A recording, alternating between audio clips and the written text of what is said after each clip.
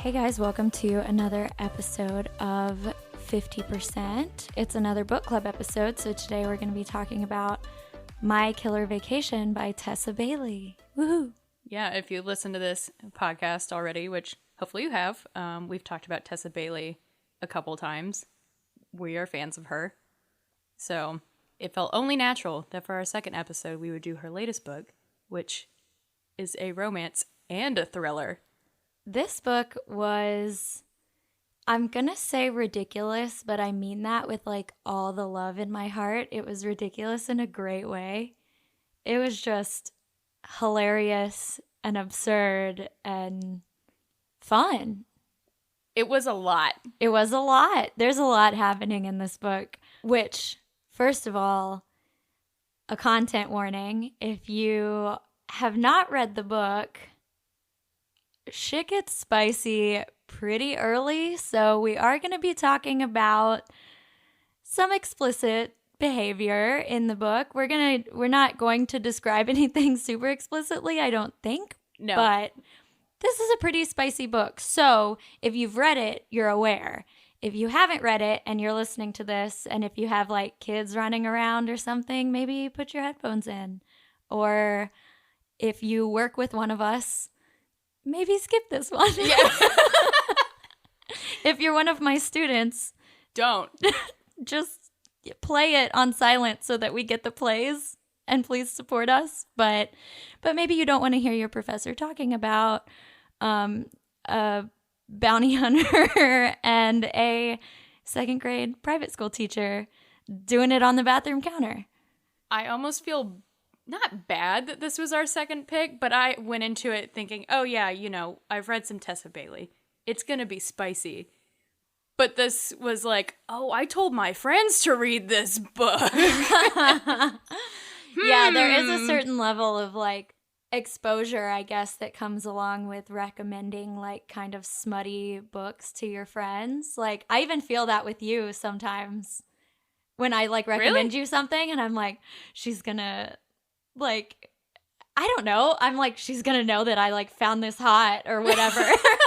Which like, I don't actually care. But there's something that's almost more intimate about me telling you to read the book than if I were to just be like, oh, I love it when a man does this thing. You know? The Tessa Bailey that you've read was like, It Happened One Summer in Hook, Line, and Sinker, which is pretty spicy, but not to the level that a lot of her previous books were. And I had read a lot of her previous books before. And there's again, if you're reading a Tessa Bailey book, you got to expect a certain level of spice. Like, it's just comes with the territory. What is it that one of the reviewers calls her? It's like the Michelangelo of dirty talk or something like that. Okay, this is actually something that I have in my notes because Tessa Bailey's the queen of writing dirty talk dialogue in a way that doesn't make me want to just like disappear into myself and crumble up. Yes. Yeah, I agree. And normally I think that stuff is hard to write. So good for her. Also, now I know what Tessa Bailey looks like thanks to her TikTok. Oh, she has a great TikTok. Oh, it's great. Yeah, go follow her on TikTok. She's very active on TikTok. When I was reading My Killer Vacation, It Happened One Summer did not feel like a slow burn to me until I read My Killer Vacation. Oh, yeah. I don't know what the opposite of a slow burn is, but My Killer Vacation is that. So let's get into it. Let's rehash what My Killer Vacation is about for the people. And let's talk about the book. And this is your last warning if you don't want to hear us talk about people doing it. Maybe skip it. But, if you're still here, welcome. The wheels are coming off. Oh, we're happy to talk about it. And, spoilers ahead also. Oh, yes. So, Katie, do you want to start and read the book description? I would love to, because the description of this book is, like the book, ridiculous in the best way. So I feel like I can't give you a visual aid, but the blurb on the back of the book is split up into two different perspectives because this is a dual perspective book. So the first half of the blurb is written from her perspective. The second half of the blurb is written from his perspective. So here we go. It was supposed to be a relaxing vacation in sweet, sunny Cape Cod, just me and my beloved brother, but discovering a corpse in our rental house really throws a wrench into our tanning schedule. Now a rude, crude bounty hunter has arrived on the back of his motorcycle to catch the killer and refuses to believe I can be helpful despite countless hours of true crime podcast listening, not to mention a fulfilling teaching career of wrangling second graders. A brash bounty hunter and an energetic elementary school teacher, the murder-solving team no one asked for, but thanks to these pesky attempts on my life, we're stuck together come hell or high tide.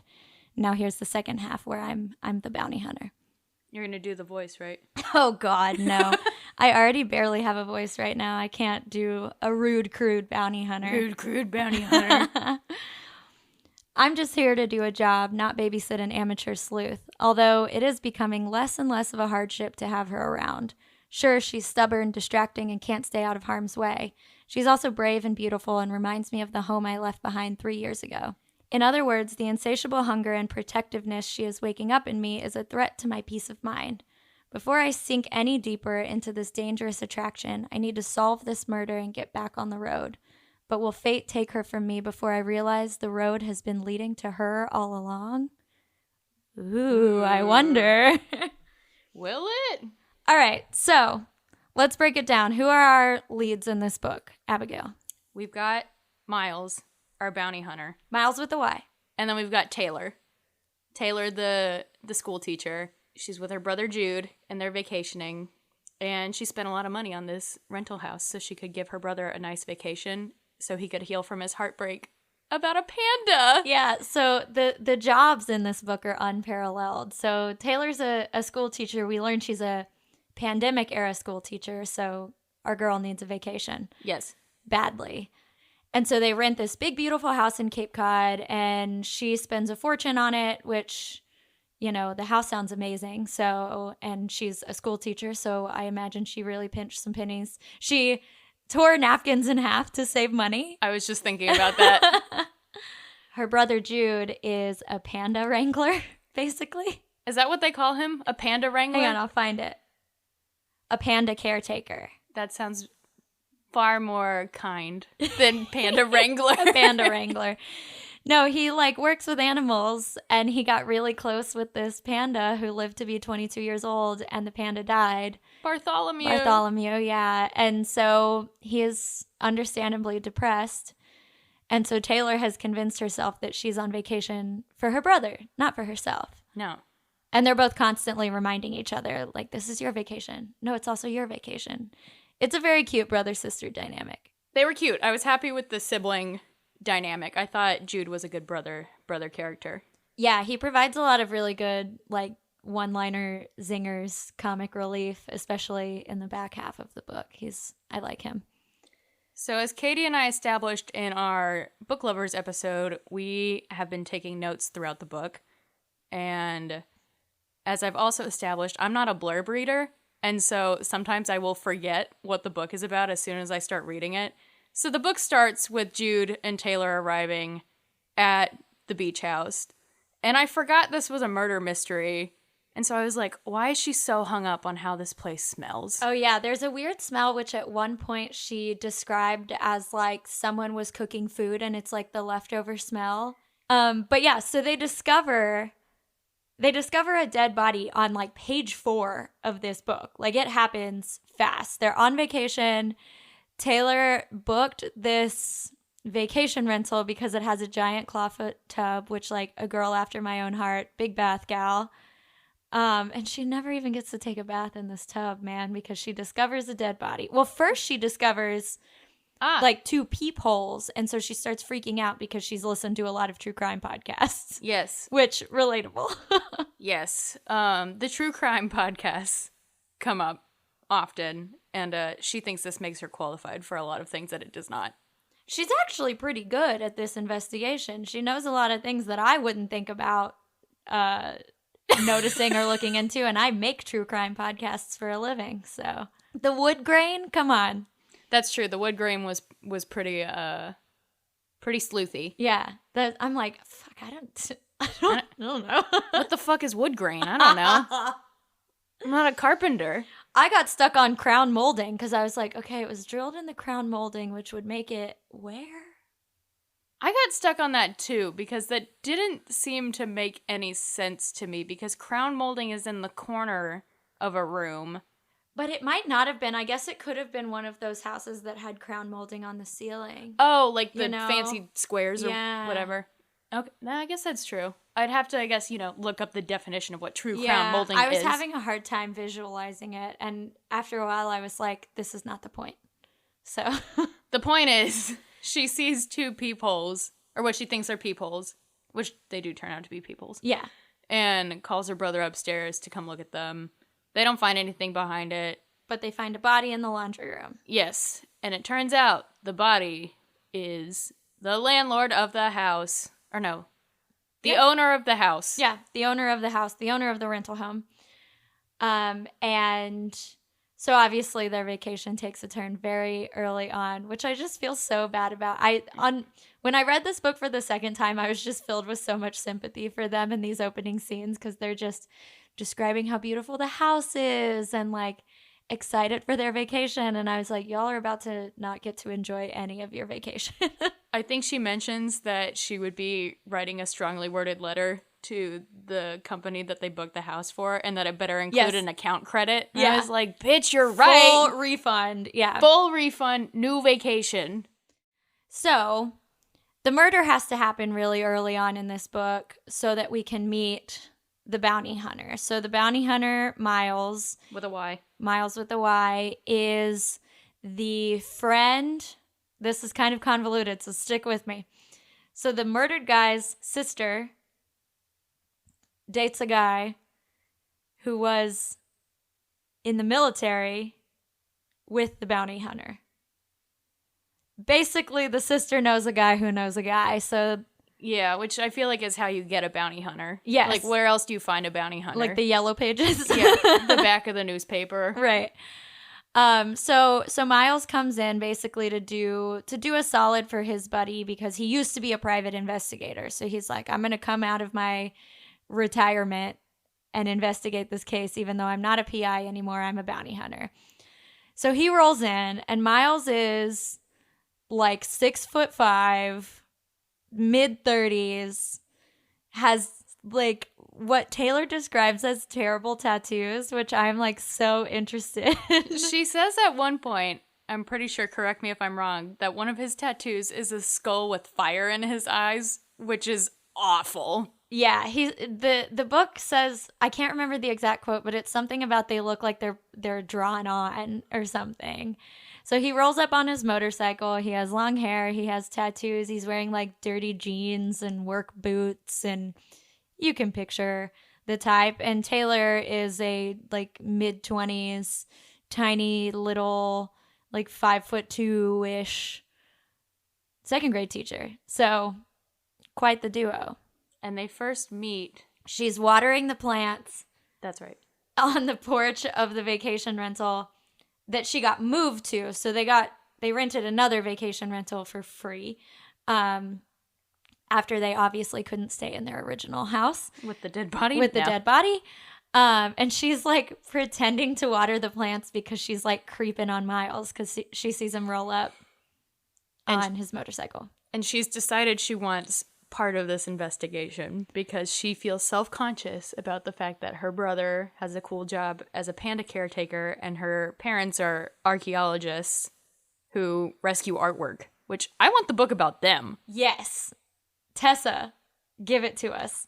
I want to find out what it's like to rescue artwork from war-torn countries. That sounds great. So she gets involved and basically becomes a thorn in Miles's side, a very hot thorn in his side. Yes. I learned a new term reading this book. What? Insta-lust. Oh. For a trope I was not familiar with. Yeah. And it is instant. It is instant. So I need to say, in the scene that they meet, there's one tiny little bit where he's like checking her out. It's written from his perspective in the initial scene where they meet, and he's like checking her out. They're on vacation at the beach, obviously, so she's only wearing a bikini top and denim shorts, as you do when you're on a beach vacation.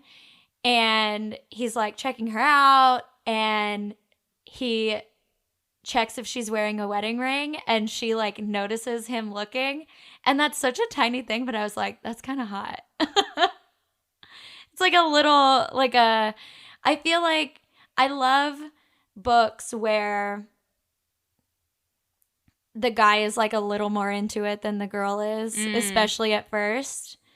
And that's not really where this book ends up going. Like, they end up both being equally into each other. But here at the beginning, when it's just written from his perspective, and he's like, he's not just like, oh my God, she's hot. He's like, is she married? I want to like know what her deal is, which is kind of sweet. So before we move on to the next major plot point, I do have to mention the first two highlights I have of both of these characters.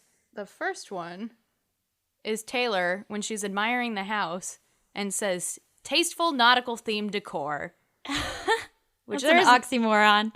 That is exactly why I highlighted it. There is no such thing. All beach houses look the same and they all look awful. It's fine. I have a highlight related to that later on. And then my next highlight, which is from Miles' perspective, is how anyone can be passionate at a place with so much fucking sand. And you know what? I highlighted it. Why? Because Anakin Skywalker and his sand rant. Oh my God. Because that's all I could think about. It's coarse and it gets everywhere. So the thing about Kindle highlights, as we've established, is you lose context for what's happening. But one of the early ones I have is from Taylor's perspective when she says, I do have a super strength and it involves overthinking everything to death, which is very funny. Oh, what a mood.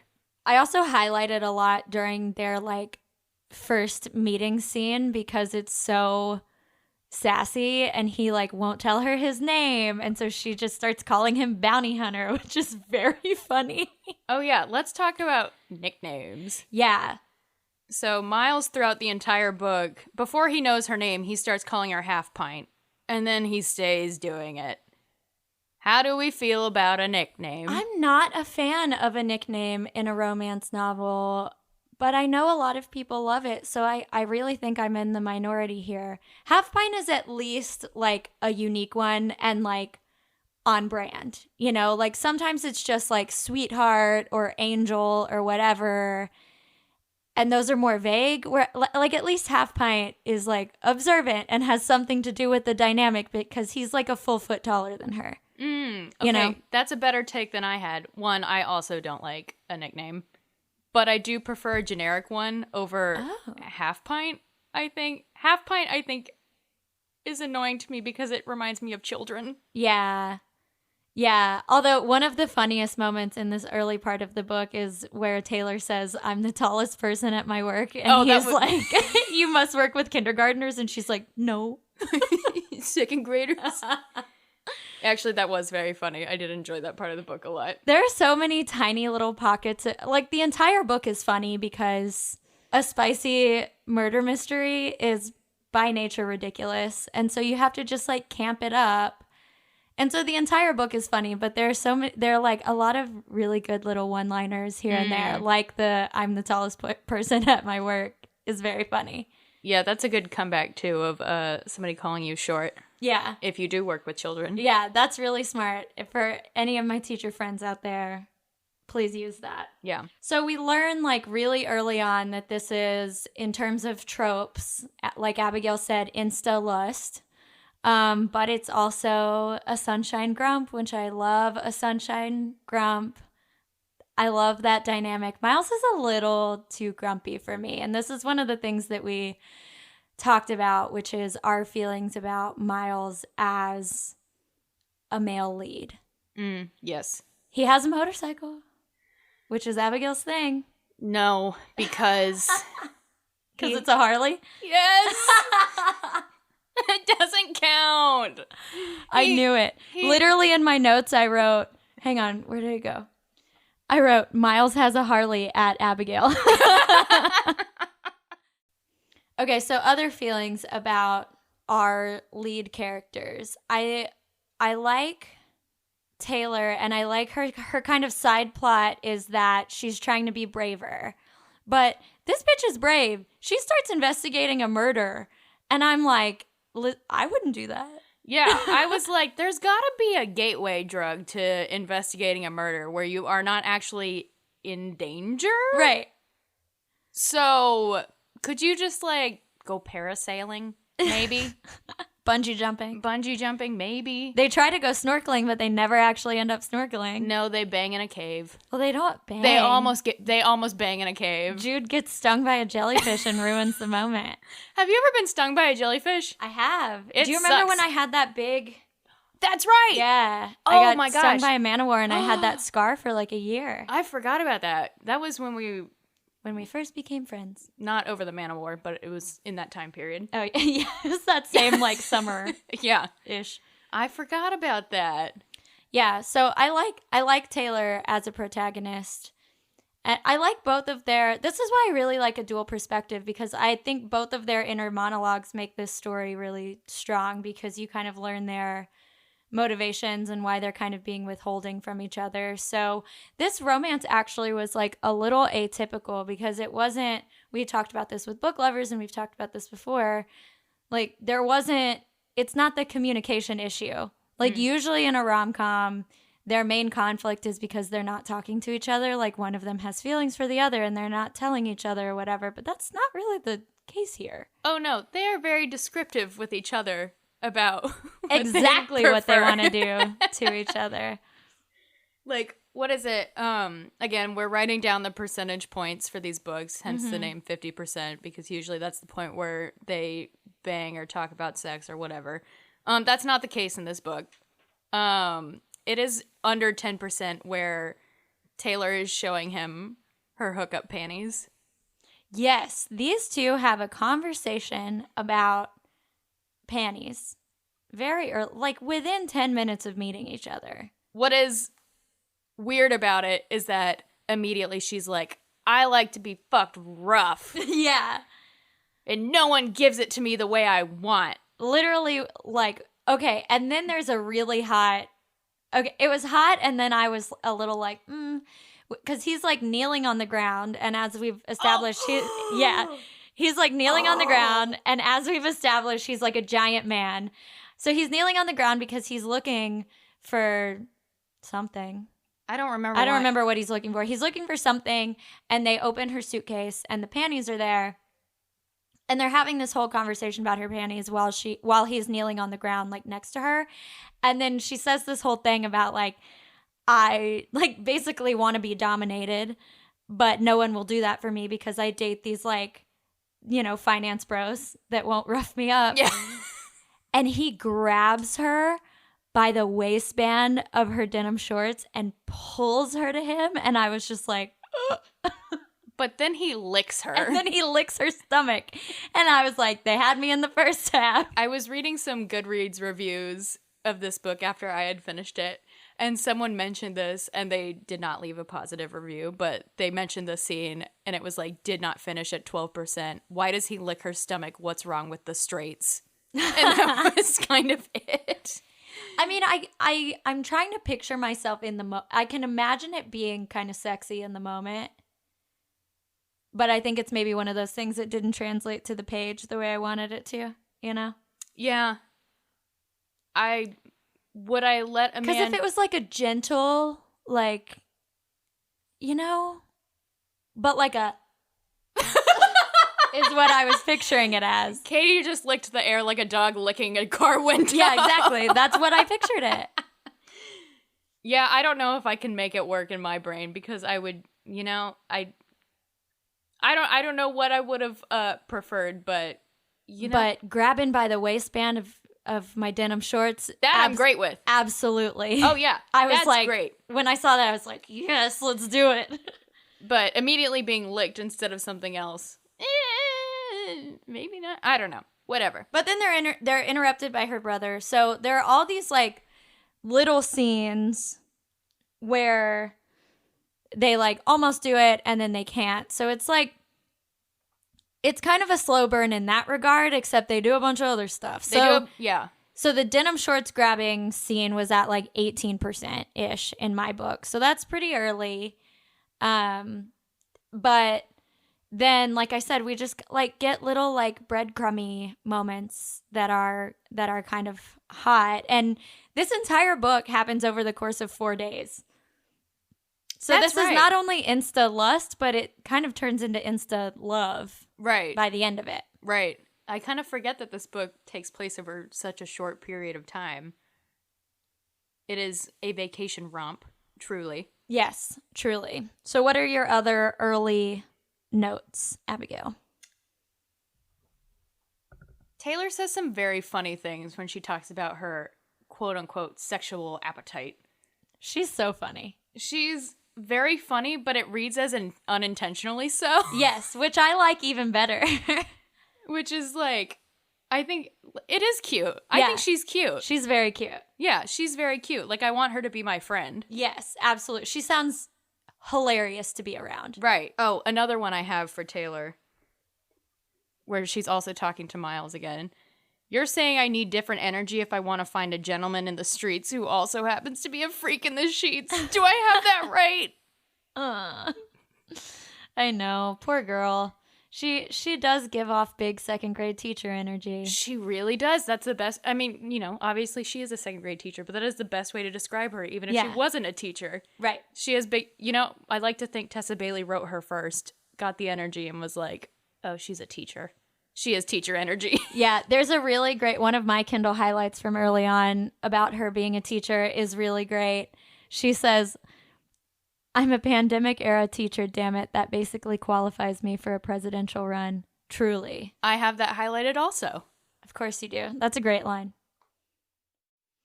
Okay, so continuing on, these two unlikely, this is kind of like a buddy cop story, except they're buddy cops who want to fuck. That's the tagline. Buddy cops who actually want to fuck. It's not just romantically charged. They actually do want to fuck. This is the audiogram. Yeah, there's definitely a porn out there of that already. And this is just novel form. Absolutely. Don't send them to us, but don't send me a porn. Okay, we got to talk about the antacid.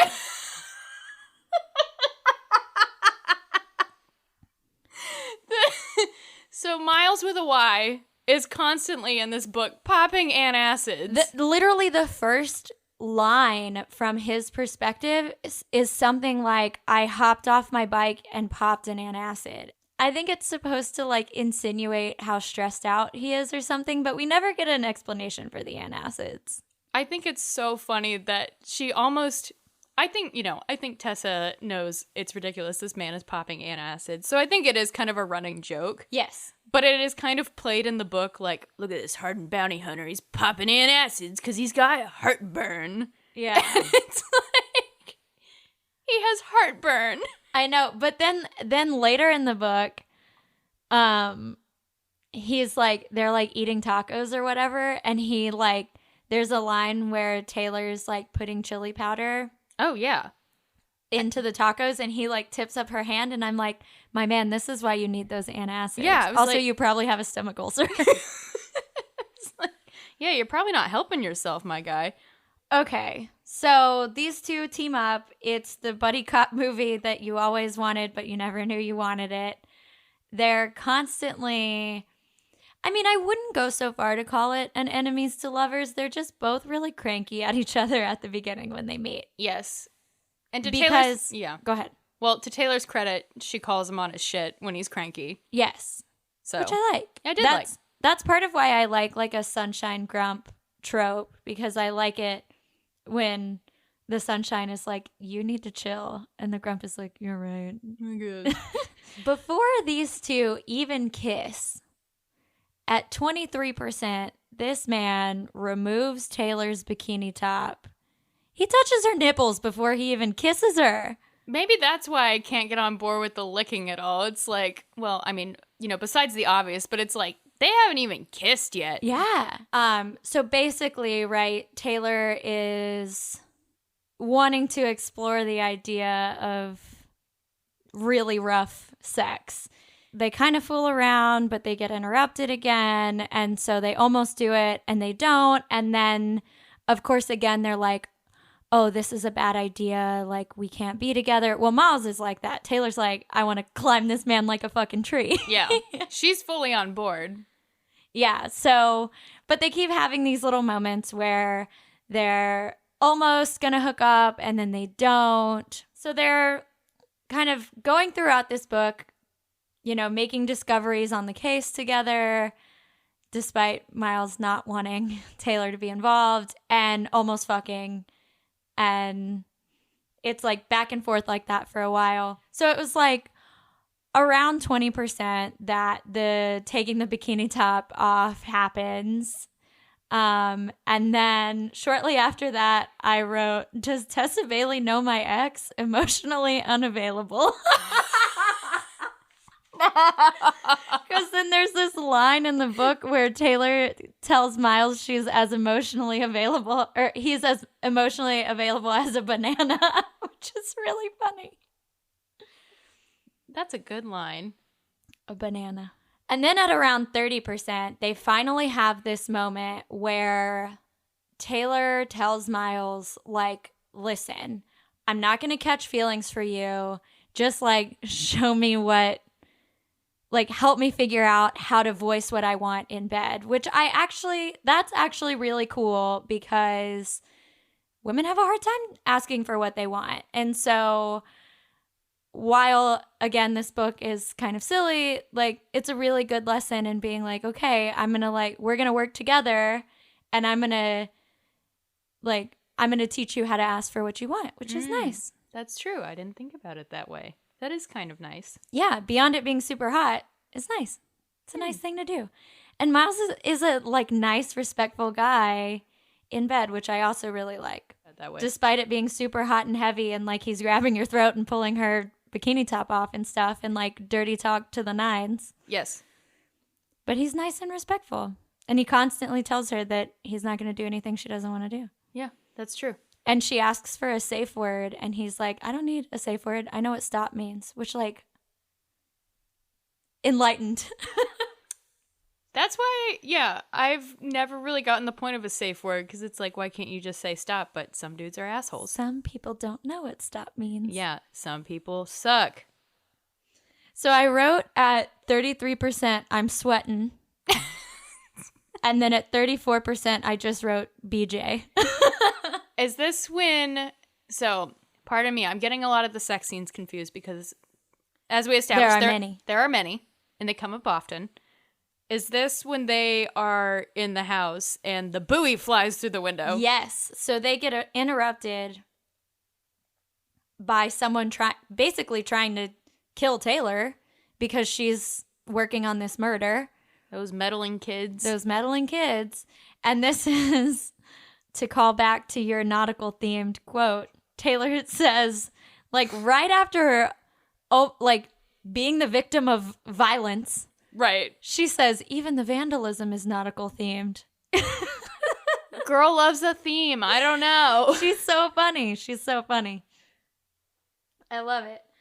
That scene was very hot. And Yeah. then they were interrupted by nautical vandalism. Right. So, like, we're getting closer and closer. There's a BJ, so we got somewhere, but it was not to completion. So yeah. We're not talking a lot about the murder mystery at the heart of it, but there's not a lot of the murder mystery throughout the book. It's just kind of interspersed. Yeah, we get little check-ins here and there. So this moment when the buoy is thrown through the window, we've kind of spent a lot of time focusing on this, like, budding romance at this point. And so the buoy being thrown through the window is obviously a rude awakening to Miles and Taylor, but it's also kind of like an awakening to the reader of, like, oh shit, that's right. There's something else going on here. It's a metaphor. Yeah. Yes. So someone is trying to kill Taylor. And they are exploring what their vacation ship looks like. Yes. Basically. And this is where Miles is kind of one of those male leads. Not kind of. He is one of those male leads that's, like, super protective, which I don't always like, but it makes a lot of sense that he is because of his job and stuff. So I think it works. And also someone's literally trying to kill his lady. So makes sense that you're going to kind of freak out. Okay, so then after this is where things really ramp up. Like, we've gotten to like we're at 35-ish%. They almost do it. The buoy gets thrown through the window, which escalates both their relationship and the investigation.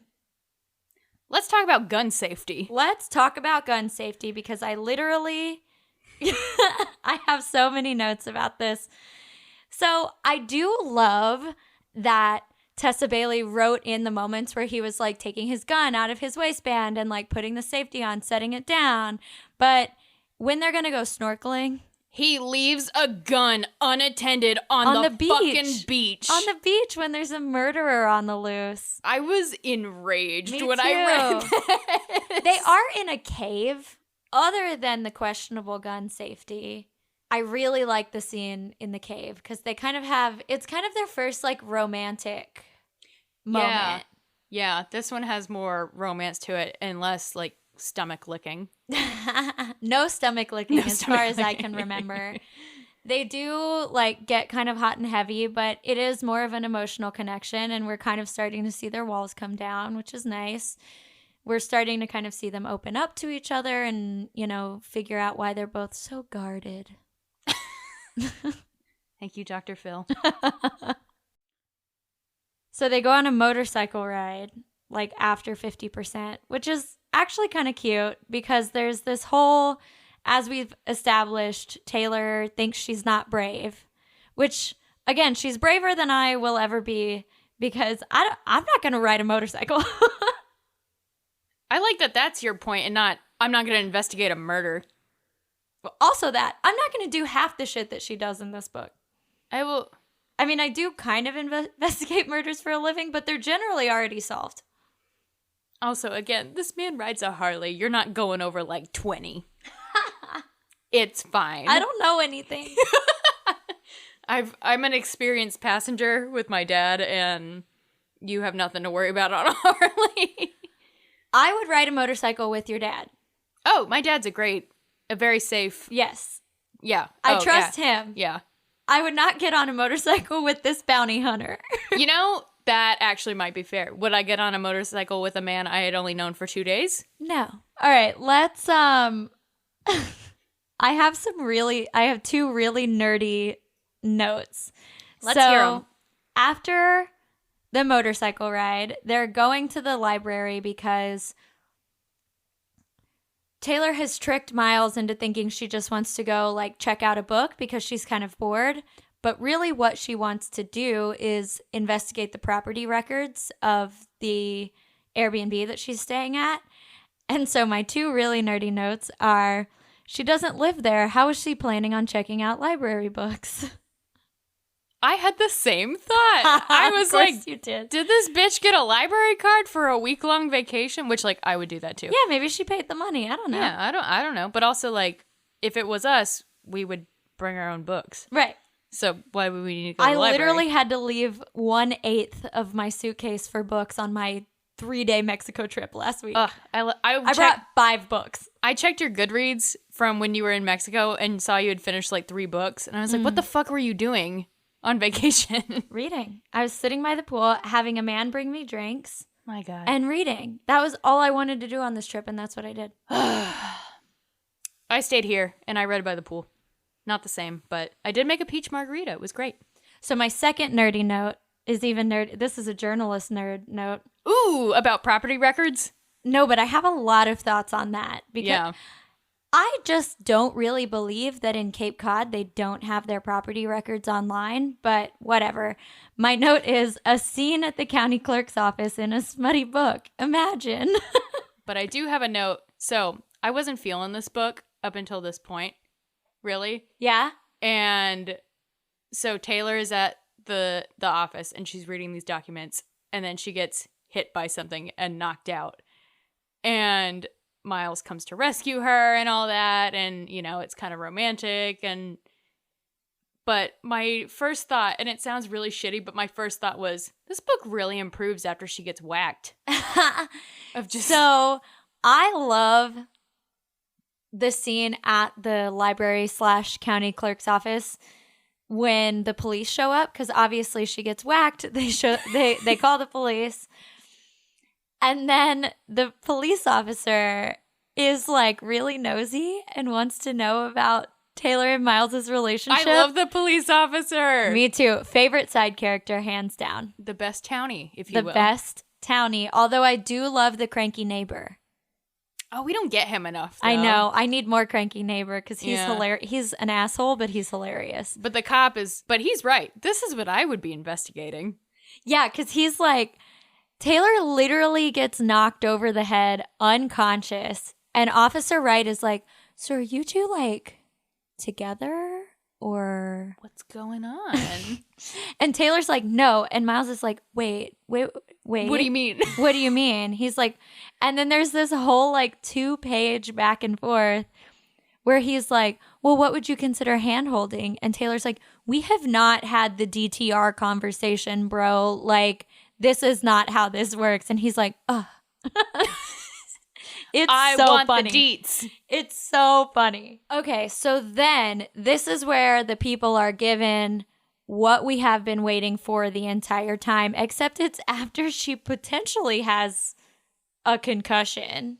In my notes, I wrote, this is so fucking hot, but also she might have brain damage. I know. I'm worried about her. So I actually sent you a message when I was reading this book. Because you started reading it before me, but I got further in it than you did. Like, I read it faster than you did. Yeah. And so I sent you a message where I was like, I bet they're going to fuck before 50%. And I was wrong. I was wrong.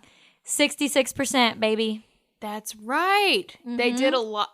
They did a lot of other stuff. They did everything else. They did everything else. So, like, you weren't wrong? Yeah. But I also was wrong. I feel like sometimes the 50%, at least when I was thinking about it, was like they kiss, where they define the relationship. Sure. Yeah. But a big moment. A big moment. But it takes them a full 2/3 into the book to finally have penetration. Yes. If we're talking about literal PNV, it's 66%. Takes a bit. And it is super hot. It's so satisfying. Except I'm like, of course, this is me being like never able to enjoy anything.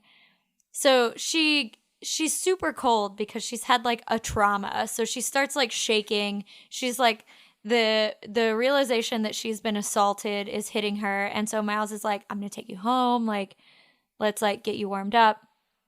So she runs a shower and starts like stripping. But she keeps her thong on. She gets in the shower with her thong on. Yeah, I thought that was weird. Which I'm like, this goes back to like the book lovers Emily Henry skinny dipping. Like, fucking take your clothes off, you guys. Just do it. If you're going to do it, just do it. But there's like this buildup, so I get it. It makes sense. So she gets in the shower to like warm up. But she doesn't last in the shower because he like yanks her out of there and fucks her on the bathroom vanity. And the way that it's described is really hot. There's like soapy bubbles all over her, whatever. But all I could think about is like, this sounds really dangerous. Like someone's gonna slip and fall. Mine was, she's gonna get soap in her vag and it's gonna fucking hurt. I also thought that. It is. I told Katie before we started recording, but somebody on Reddit was talking about this book and was like, the vagina hygiene here is not great in this book. But when is it ever in like a smutty book? You know, we suspend our belief for a bit that there's no such thing as yeast infections here. Well, my other main thought, first of all, I was like, this is a slippery bathroom. I would bust my ass. Oh. My second thought was, he's going down on her when there's soap all over her, so he's basically just swallowing a bunch of soap. Hot. But it is so hot. This scene is so hot. It's satisfying. It's what you've been waiting for. It's what you wanted. It is a payoff for the fact that it takes so long for them to truly hook up. And yeah, it pays off. And Tessa Bailey, as we've established, truly is the queen of writing dirty talk. Like, it's very good because this is a thing that I feel like could be A, super cheesy for the reader, and B, super cheesy for the writer to like try to write, because how do you do that when you're not like in the moment, like in the heat of the moment? But it always works. She always makes it work for the characters and for the moment and for the setting. Like, I don't know how she does this, because presumably Tessa Bailey has not been in all of these settings. Like, presumably Tessa Bailey has not fucked a bounty hunter on a bathroom counter or, hooked up with a fucking sea captain or whatever. Like, ugh, truly the dream. I know, if there are any sea captains out there. I mean, don't call us, we're taken, but we can hook you up with some friends. But call us and we'll link you up with someone, because we want to be connected to the story. Or tell us your secrets. I don't know. One of the two. Call our partners. Yeah. So at 66%, we get the fireworks. We do it. They do it. It's great. And then they're like kind of together. Like, they already were kind of together, but their relationship has changed. And I love this moment that they go out for ice cream, because they were supposed to go for ice cream before Taylor got whacked over the head with presumably a large leather-bound book. I just pictured it as like the big Harry Potter Monster Book of Monsters. That's kind of what I pictured it too, like this big leather-bound like encyclopedia or something. So they go out for ice cream, which is so cute. It's so cute, and what happens is one of my favorite inner monologues from Miles, where he's like picturing their life together, and he's like, he even makes some comment to her where he's like, do I look like an ice cream kind of guy or whatever, like earlier on. And then he's walking into this ice cream shop with her, thinking about like bringing their future kids there one day. And then he's like, what if we can't have kids? We should go to a fertility doctor. And he has this little like almost anxiety spiral about all of these things that haven't even happened yet. And it's just, I just love that in a romance novel when like the man is thinking about stuff like that. Like, it's very sweet. Yeah, this is the stuff that gets me. Like, we've talked about Abby Jimenez and Emily Henry and the authors that we really love. And that's always the stuff that gets me, is the fluffy, like, things that I'm not sure a man ever truly thinks or whatever, but it's like... Right, but a man written by a woman does. Yes, but a man written by a woman does. Mm-hmm. And this was so fucking cute. Also, I have a big personal sweet tooth, so any man who's going to take me on an ice cream date is a winner. Okay, so they're walking down the street, eating their ice cream, when suddenly it starts to pour, and the only place that's open is a church. A Catholic church. A Catholic church. They run into this church, which, for some reason, them bringing their ice cream into the church bothers me more than anything else that's about to happen. I'm just thinking about, like, listen, I went to Catholic school K through 6. And if I'd gotten caught eating in church, I'd have gotten lit up. Well, what if you got caught having sex in church? Well, I was only there from kindergarten through 6th grade, so... Well, okay, don't apply it to that time period. I just mean, you know. What does happen in this book? What does happen in this book is that they fuck in the church. This sounds like really dirty and raunchy, but actually the scene inside of the church is very sweet, because they've just had this moment in the bathroom where, when they're wet and slippery from the shower or whatever, when Taylor is basically asking Miles to like be dominant and like give her this like rough sex that she's been craving and wanting. And then they're in this church, and they're on the heels of this ice cream date where they're kind of connecting on a more emotional level. So there's this really sweet moment in the church when they're like kind of making out, but nothing's like really gone anywhere yet. But Taylor tells Miles, when we met, I needed someone to give me rough. Maybe you need the opposite. Maybe you need someone to give you slow and sweet, so you know you're capable of it, so you know you deserve it. Which is really nice, because he's like kind of positioned himself to be this like unfeeling, like hard, like man where like all I want is a one night stand, all I want is sex, and she's like calling him on it. And she like basically makes him slow down and like make love to her. I couldn't clock any of this because they're having sex in a church. I know, it is distracting. Tessa Bailey loves a sex scene in an inappropriate place in my 3-book experience, but all I could think about was that they were in a church having sex. But it did remind me of in It Happened One Summer when they have sex in the hospital. Yes, it reminded me of that also. Okay, so they have some fairly sacrilegious but very romantic sex in a church. I think they make it as tasteful as church sex could be. Question mark. I can't sign off on it, but it is romantic. I just wish it was somewhere else. Yeah. It is very romantic. It is a very nice moment between the two of them. So I do appreciate the plot development.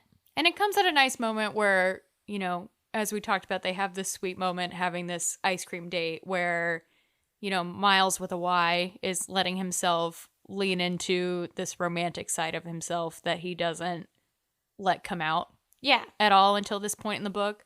And thinking about a future with her, it's very nice. And so they kind of put an exclamation point on it in the in the Catholic Church, and then they make a joke about wood to the nuns, which is very funny. It is very funny. It's very funny. So the other part about this romantic scene in the church is there's this really raw moment between them where they're like mid sex act and she basically tells him that she could fall in love with him, and then they just like don't really, it's like really gut wrenching. Yeah. Let me find the exact quote. So I don't have the context here, but I think they're like kind of dirty talking, talking about like, I love this. And she says, what about what I love? What about who I could love so easily? Ugh. And then she says against my ear, I could love you so easily. Oh. And like, I don't love insta love stories, but because I'm like, whatever, guys. But that moment is just like so crushing. That moment of like, that's so relatable, I think, for anyone. That moment of being like, oh God, this could be something. And it's just not. Like, it's heartbreaking. Maybe that's the difference, is that she says it could be, not that it is. I know. And I think that's like really what gets me, because they're just acknowledging this thing. They're like skirting around it, but never touching it. Right. Like, this is something that's starting that could be great, that we could be together. But we can't. Yeah. So let's kind of, skip ahead maybe to the resolution of this novel. Yeah. So there's, we've talked about before how there's always this like fight or fallout toward the end. There's not really that here. There's just kind of this mutual, we don't see how this can work. Yeah. And they kind of part ways. Well, it seems like the murder is solved. They think it's the mayor. Yeah, so they think they've got this murder resolved. They think it's the mayor. Because she wanted to protect her assets in these rental properties.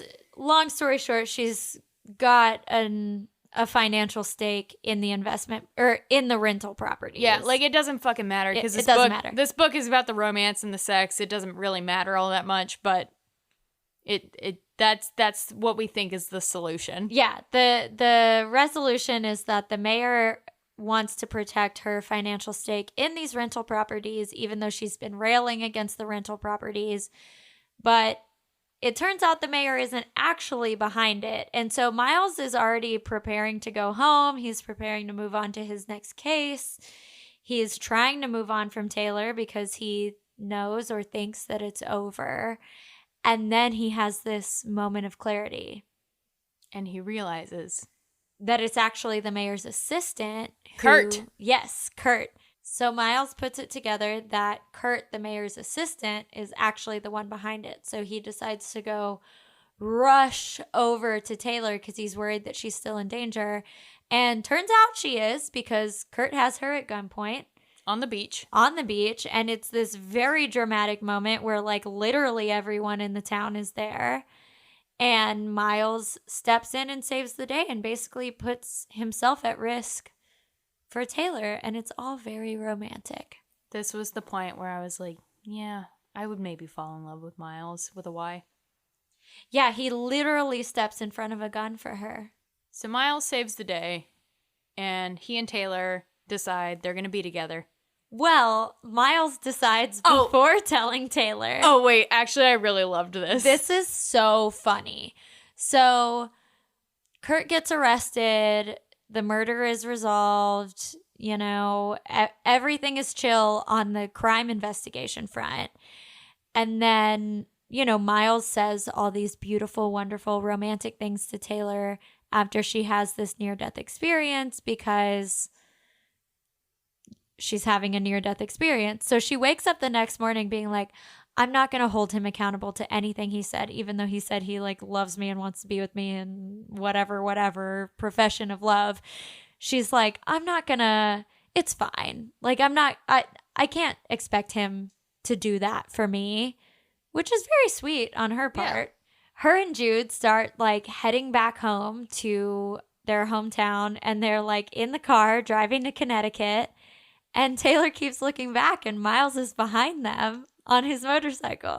I loved this because it's so funny. As she and Jude are walking out of their rental house with their suitcases and everything, Miles is, like, sitting by a tree.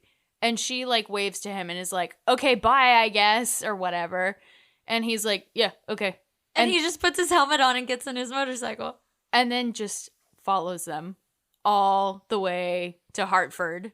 And there's this really cute moment where, I mean, this whole scene, actually, where he's, like, coming into her apartment and he's like, I feel like you need to see me here to believe that it's real.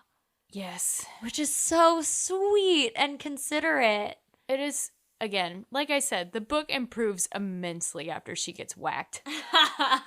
And this is so good, where he just comes into her apartment and is like, can you see me here? Yeah. Can you see me here? He's like, I'm in your kitchen. Can you see me cooking dinner? I'm in your bathroom. Can you see us brushing our teeth next to each other? It's so sweet. And I feel like that's really nice, because I feel like that's usually that's like the woman's inner monologue, right? Like, when you're dating someone seriously, you start trying to picture them in your life. You're like, can I picture us brushing our teeth next to each other? Can I picture us reading in bed next to each other? Can I picture us walking the dogs or whatever? And he's just saying it. He says the quiet part out loud.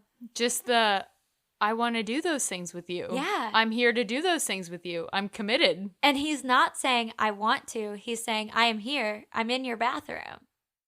What I really loved about the epilogue is Miles is talking about how they have all these pictures on the wall of their years together. And yeah. And then he's, like, so nervous about proposing. And he talks about how he had been wanting to propose for a while, but she was like, I want to just chill. And so this is another example of, like, I love it when the man is in it a little more than the woman is, because it's just so sweet.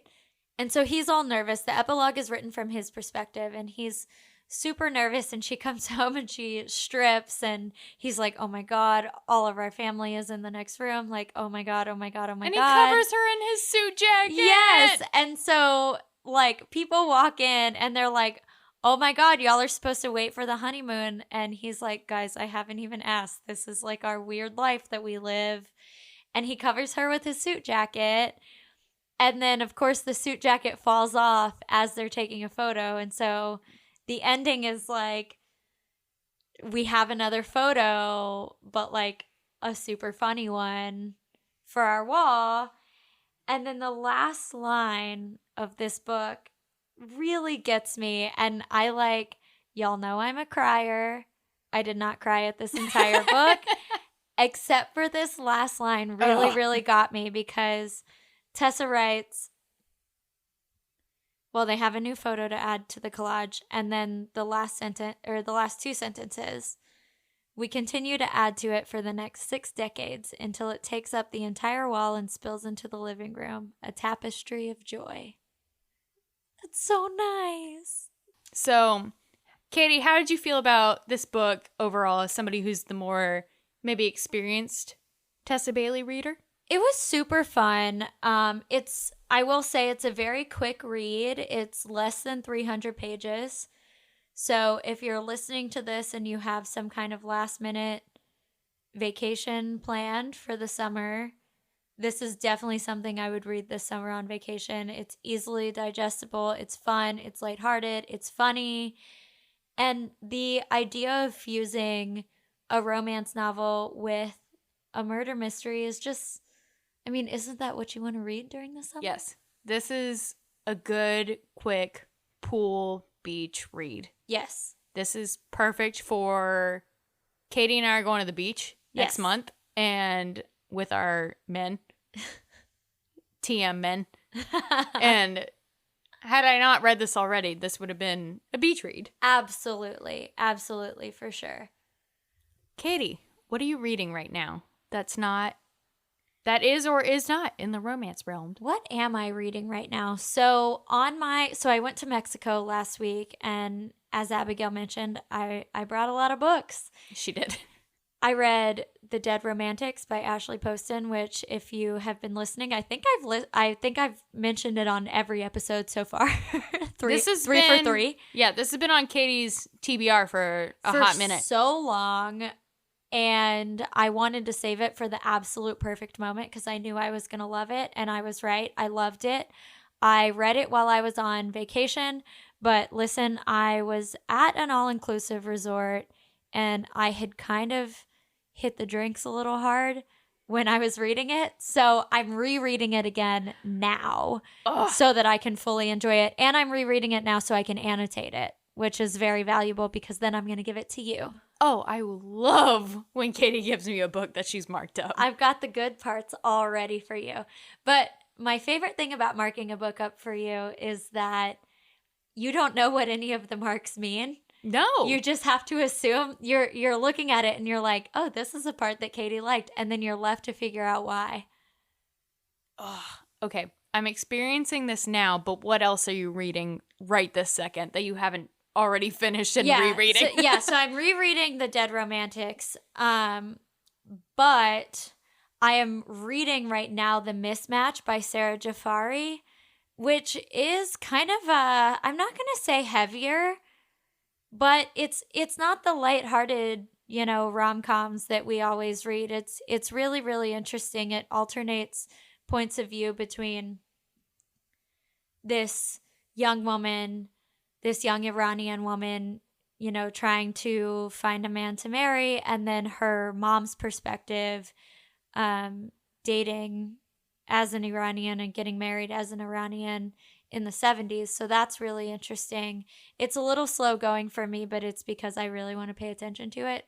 Right now I'm reading As Seen on TV by Meredith Shore because on the front cover it says it has Gilmore Girls vibes, and I saw a TikTok today that was like, it was like if you like this TV show, read this book, and that was the first one. If you like Gilmore Girls, read As Seen on TV. I am in the middle of a Gilmore Girls rewatch for maybe the 7th time, and I'm reading this right now. So I'm excited to see where it ends up. I'm about maybe halfway through it. But it definitely has some good townies. It's kind of not maybe what you would expect, but, I'm excited to see where it ends up. So the next book that we will be reading in August, a month from now, is Honey and Spice by Balu Babalola. And we're really excited about this one. It's a Reese Witherspoon book pick, so you might have already heard about it. And it's much anticipated. I haven't read it yet. I just bought it on my Kindle literally today, so I'm really excited. I haven't read it yet either. This was actually one I found on Amazon, just kind of scrolling through the romance section. And I texted Katey about it because it sounded really great. And this is a fake dating one that we haven't done yet. So do we want to read the description for it like we did for... Yes, let me pull it up. Yeah. This is the blurb for Honey and Spice from Amazon. So there's a tiny headline that says, "Sweet like plantain, hot like pepper, they taste the best when together." Oh, I'm so excited. And then here's the blurb. Sharp-tongued and secretly soft-hearted, Kiki Banjo has just made a huge mistake. As an expert in relationship evasion and the host of the popular student radio show Brown Sugar, she's made it her mission to make sure the women of the African Caribbean Society at Whitewell University do not fall into the mess of situationships, players, and heartbreak. But when the queen of the unbothered kisses Malachi Korede, the guy she just publicly denounced as the wasteman of Whitewell, in front of every Blackwellian on campus, she finds her show on the brink. They're soon embroiled in a fake relationship to try and salvage their reputations and save their futures. Kiki has never surrendered her heart before, and a player like Malachi won't be the one to change that, no matter how charming he is or how electric their connection feels. But surprisingly entertaining study sessions and intimate late-night talks at old-fashioned diners force Kiki to look beyond her own presumptions. Is she ready to open herself up to something deeper? A gloriously funny and sparkling debut novel, Honey and Spice is full of delicious tension and romantic intrigue that will make you weak at the knees. I am so excited. If you're a fan of Book Talk and you want recommendations, go follow us at 50% Pod on TikTok. You can follow us at 50% Pod. And we're excited that you're listening. Thank you so much. We really appreciate you all. See y'all next time. Yeah, see you next time. Bye, Thank guys. you.